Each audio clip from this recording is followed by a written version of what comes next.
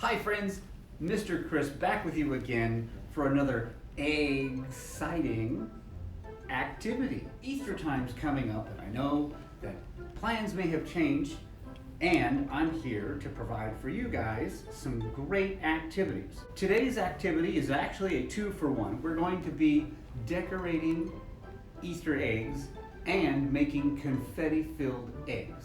First, we'll talk about decorating the Easter eggs. Here I have 2 eggs, one that is boiled and one that is not boiled. For anyone who's worked with boiled and non-boiled eggs, it can sometimes get pretty confusing about which egg is boiled or not.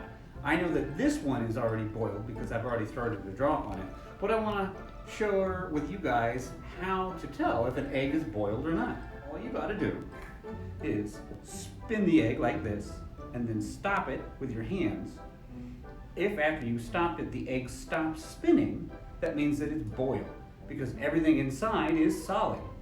If you spin your egg like so, stop it, and then it continues to move just a little, you know that the fluid on the inside of the egg is still moving around, so that is a non-boiled egg. Step 1, you boil your eggs. Just a standard boil is fine, but a good Mr. Chris trick is to make sure that the egg is at room temperature. And then you can just use regular standard markers and have your children decorate their egg any way they want, just kind of like this. Part number 2 of this twofer for Easter is making confetti-filled eggs. Some of you may know them as cascarones. Basically what it is a hollowed out egg shell with confetti or something in it. And in fact, I suggest using seeds, not rice, because you can do this outside and the seeds will either biodegrade. I have used sunflower seeds here, or you can use wildflower seeds, or if you need to put some patches of grass in, you can use grass seeds. So what you don't want to use is something like rice or something that can make a mess like traditional sort of confetti. But if you are a traditionalist and want to use confetti, I'm going to show you how to do that too. Step 1, let's open the egg. I'm using just a little needle here, and I'm poking a hole in the bottom. You're just going to want to try and make as small a hole as possible and let all of the yolk out. Now this will take a little while, depending on how big you're able to get your hole. There we go. Now sometimes what people will do to help get all of the yolk out is they'll also make another hole in the top and then blow through. That's completely up to you. Now that you've got your egg yolk all out, you're going to want to wash the egg out with water. In a perfect world, you will have done this early enough in the week so that it has time to dry out on the inside.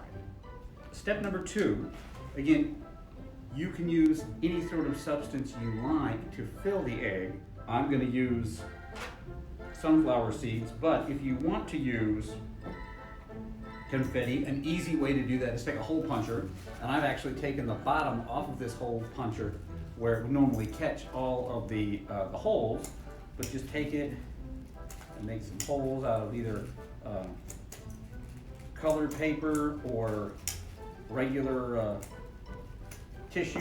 Actually, I feel like the colored paper is going to be a better bet for doing that, because the tissue, unless you have it folded up in multiple layers, it's just going to stick to itself as you try and do that. So you can either use the confetti that you can make with a hole puncher, or again, in this case, I'm going to use the sunflower seeds. So number 2, if you don't happen to have a funnel handy, you can always just use a rolled up piece of paper.